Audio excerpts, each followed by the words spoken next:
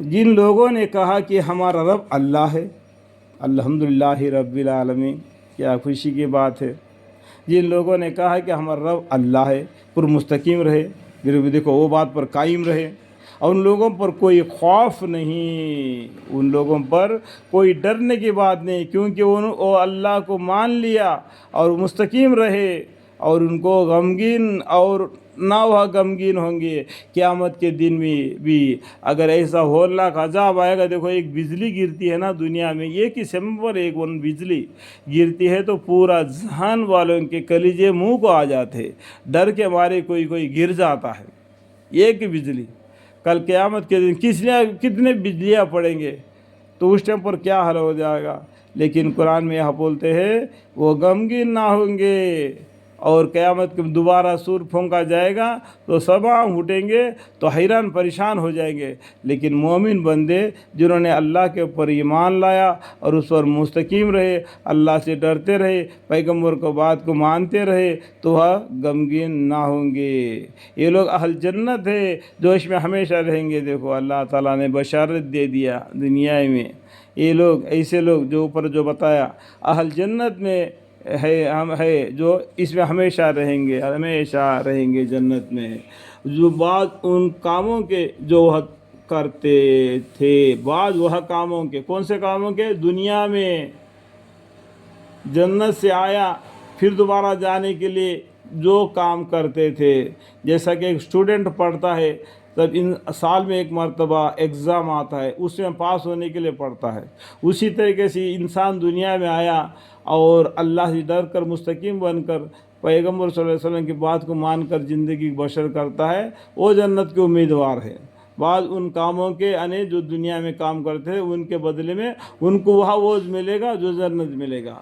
اس کے بعد اللہ تعالیٰ بولتے ہیں اور ہم نے انسان کو اپنے ماں باپ کے ساتھ نیک سلوک کرنے کا حکم دیا، جیسے کہ سورہ لقمان میں بھی بتلایا 496179 یہاں پر ان آیتوں کے بارے میں بھی ہم مانی ہے۔ بہت سے قرآن میں آیتیں ہیں ایک دوسرے کو ملی جلی ہوئی ہے، آیت تو الگ ہے لیکن معنی دیکھیں تو ایک دوسرے کو جیسا لیفٹ اینڈ رائٹ کی جیسا ملی جلی ہے۔ لیکن قرآن کے اندر ایک آیت ایسا ہے، ویسا کہ آیت ایسا اور جگہ پر نہیں۔ نار اللہ الموقدۃ تطلع الافئدہ انہم علیہم مؤصدۃ فی امد ممددہ، یہ سورہ الم تر کیف سورہ ہے نا، اس کے اوپر والا سورہ ہے، اس میں یہ آیت ہے۔ اس جیسا آیت قرآن میں اور کہیں بھی جگہ پر نہیں، ان کا معنی وہ جیسا ہم معنی اور کہیں بھی نہیں۔ اس طریقے سے یہاں پر جو معنی لکھا ہوا ہے، اگر ہم اور بھی دیکھیں گے جیسے سورہ لقمان میں دیکھیں گے 496 اور اس کے بعد میں 179، اس کے بعد میں 343، یہاں پر دیکھیں گے تو یہاں پر بھی اس طریقے سے ہم معنی کے آیتیں ملیں گے، ٹھیک ہے، قرآن میں ٹھیک ہے، ہم معنی کے ملیں گے وہاں پر یہاں پر گئے۔ تو جاننے کے پہچاننے کے لیے میں آپ کو اشارہ دے رہا ہوں۔ اور ہم نے انسان کو اپنے ماں باپ کے ساتھ نیک سلوک کرنے کا حکم دیا ہے۔ اس کی ماں نے اس کو پیٹ میں مشقت کے ساتھ پیٹ میں رکھا، دیکھو پیٹ میں ایک بھاری بوجھ کو لے کے رکھا، کیا بھاری بوجھ پیٹ میں لے کے رکھا۔ بچہ جیسا جیسا بڑھتے جائے گا ویسا ویسا اس کا پیٹ بڑھتے جائے گا، ویسا ویسا اس کا بدن درد محسوس کرے گا، اس کو سہا اس نے۔ اور ہم نے انسان کو اپنے ماں باپ کے ساتھ نیک سلوک کرنے کا حکم دیا، اس لیے اس کی ماں نے اس کو پیٹ میں مشقت کے ساتھ پیٹ میں رکھا اور بڑی مشقت کے ساتھ اس کو جنا۔ جب بچہ پیدا ہوتا ہے تو وہ ماں کو معلوم ہے کہ کیا تکلیف ہوتا ہے۔ آج کل کیا کرتے ہیں کہ ڈاکٹر ہو گئے، ایک دم کوئی تکلیف اٹھانے کی ضرورت نہیں، پیٹ پھاڑ دیتے ہیں، بچے کو اٹھا لیتے ہیں۔ اس سے پہلا جو زمانے میں جو سائنس نہیں پڑھا تھا تو عورتیں گھروں میں زچگی ہوا کرتے تھے، اس ٹائم پر چلاتے تھے، یہاں تک کہ بازار میں ان کی آواز سننے آتی تھی۔ اس سے کیا محسوس ہو جاتا تھا کہ وہ کتنا تکلیف اٹھا رہی ہوں گی۔ آج سائنس بڑھ گیا اس لیے وہ لوگ کرتے اتنا تکلیف، اتنا چلانے کی ضرورت نہیں، سلا دو، کاٹ دو، بچے کو نکال دو اور جو ٹاکے لگا دو اور بھیج دو، 3-4 دن میں گھر میں پیسہ ہو گیا ختم، لیکن آرام سے آ گئے ہمارے بچے۔ اس سے پہلے سائنس نہیں تھا، اس ٹائم پر کی بات ہے۔ आप अंदाज़ा लग सकते, हमारा दादा परदादा के पीछे की तरफ पीछे मुड़ कर देखो, आज भी टीवी में देखो, जिस चीज़ को कहा रास्ता नहीं, वहाँ पर जचकी का वक्त आता है, वो लोग कितना मुसीबत में उस औरत को बाहर ले आते हैं, रास्ता ना होने की वजह से। आजकल भी देख रहे हैं ना टीवी में, इसी पे अंदाज़ा लगा सकता है, ठीक है। और मुशक्क़त, बड़ी मुशक्क़त के साथ इसको जना और उसको पेट में रखना और उसका दूध छुड़ाना 30 महीने में पूरा होता है, 30 महीने में पूरा होता है। देखो 30 महीना का मतलब क्या है, 9 महीना 9 दिन तो पेट में गुजर गया, 30 महीने में 9 महीना 9 दिन निकाल दो, उसके बचे हुए दिन उसको दूध पिलाने में हो गया, और उसका बाद में वो दूध छुड़ा सकती है। इस आयत में अंदाज़ा लगाना है कि कितना साल वो उसको दूध देना है। मैक्सिमम 2 साल दूध देने का हिदायत है।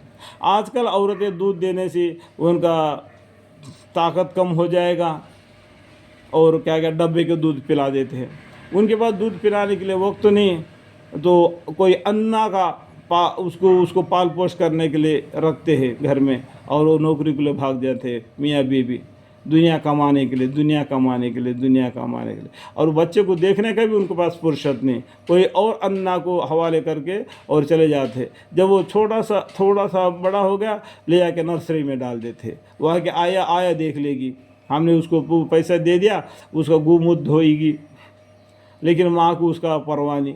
देखो इतना बेपरवाही से बच्चों को पालने से कोई प्यार मोहब्बत बनती है क्या? नहीं बनती है, लेकिन बनती है थोड़ा सा, क्योंकि वो दूसरे के हाथों से पाले गया था, और ये हाथ, अरे माँ के हाथ में पाले गया आदमी में भी मोहब्बत नहीं होती है। लेकिन मैक्सिमम एक बात बताना चाहता हूँ कि और बच्चे को ख्याल करना माँ की फ़र्ज़ है, ठीक है। 30 महीने में पूरा होता है, यहाँ तक कि जब अपनी जवानी को पहुँचता है, जब बच्चा बढ़कर जवानी को पहुँचता है। देखो ज़िंदगी 3 के किस्म का है, एक तो बचपना, एक तो जवानी, एक तो बुढ़ापा, उसके बाद में मौत है, बरज़ख की ज़िंदगी, उसके बाद में क़यामत है, जिसके बाद में जन्नत या दोज़ख है, ठीक है, फैसला हो गया।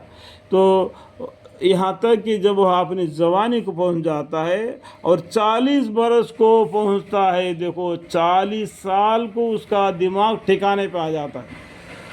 हमारे पैगंबर भी कब पैगंबर बने? 40 साल के बाद में पैगंबर बने। यहाँ पर आयत में भी क्या बोलता है, जो जवानी को पहुँचता है उसके बाद में उस बच्चा 40 बरस को पहुँचता है, तो कहता है कि ऐ मेरे परवरदिगार, मुझको इस पर नदामत दीजिए, मुझको हिदायत दीजिए, नदामत दीजिए, मुझ पर मदद नदामत दीजिए कि मैं आपकी उन नियामतों को शुक्र क्या करूं, जो नियामतें आपने मुझ पर दिए हैं, उस नियामतों की शुक्रगुजारी क्या करूं जो आपने मुझको और मेरे माँ बाप को अता फरमाई है। जो कब कहेगा? 40 साल को कहेगा। 40 साल को उसका दिमाग ठिकाने पे आ जाएगा। 40 साल में भी अगर उसका दिमाग ठिकाने में नहीं आ गया, वो बदबख्त है। बदबख्ती का अलामत क्या है मालूम? जितना भी कमाई आ गई ना, उसको पेट नहीं भरता, और भी ज़्यादा ज़िंदगी गुजारना, 100 साल, 150 साल, 200 साल जीना चाहता है। ये बदबख्ती का अलामत है। ये हदीस के हवाले में मैं बता रहा हूँ आपको। जो आपने मुझको और मेरे माँ बाप को अता फरमाया था, उस टाइम पर कहेगा। जब इसको 40 साल आएगा उस टाइम पर कहेगा। और 40 बरस को पहुँचता है तो कहता है कि ऐ मेरे परवरदिगार, मुझको इस पर नदामत दीजिए कि मैं आपकी मतलब अल्लाह की, आपकी उन नियामतों को शुक्र किया करूँ, अल्हम्दुलिल्लाह रब्बिल आलमीन, जो आपने मुझको और मेरे माँ बाप को अता फरमाई है, और मैं नेक काम करूँ, अच्छे काम करूँ जिससे आप खुश हो। आप मानिए यहाँ पर अल्लाह है। कौन खुश होना चाहिए? बंदा नेक काम करते हैं तो कौन खुश हो जाता है? अल्लाह खुश हो जाता है। क्यों खुश हो जाता है? इंसान को बनाते वक्त तो फरिश्तों ने क्या कहा? ये बशर है, दुनिया में जाके आपके उल्टे सुल्टे काम करके आपको नाराज़ी करेगा।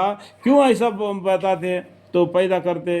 तो फरिश्तों से अल्लाह ताला ने बोले कि जो बात मैं जानता हूँ उसको तुम नहीं जानते, جو میرا کام ہے میں کروں گا، آپ کو جو حکم ہوگا اس کو کرو.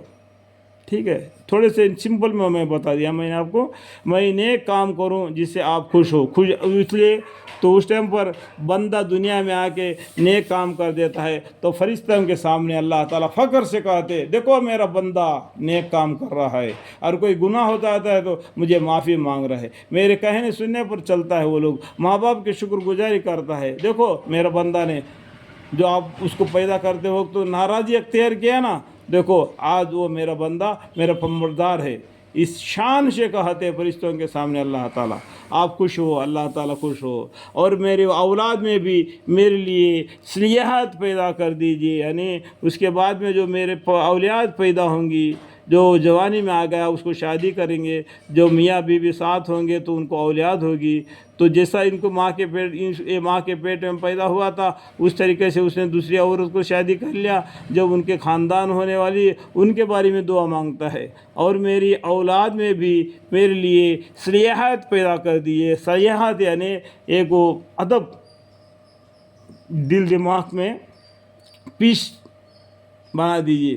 میں آپ کی جناب میں، یعنی آپ کی مطلب اللہ کی، میں آپ کے جناب میں، آپ کے دربار میں توبہ کرتا ہوں. اللہم اغفر لی اللہم اجرنا من النار، اللہم اغفر لی اللہم اجرنا من النار. اس طریقے سے میں آپ کی جناب میں یعنی آپ کے دربار میں توبہ کرتا ہوں. اور میں فرمانبردار ہوں.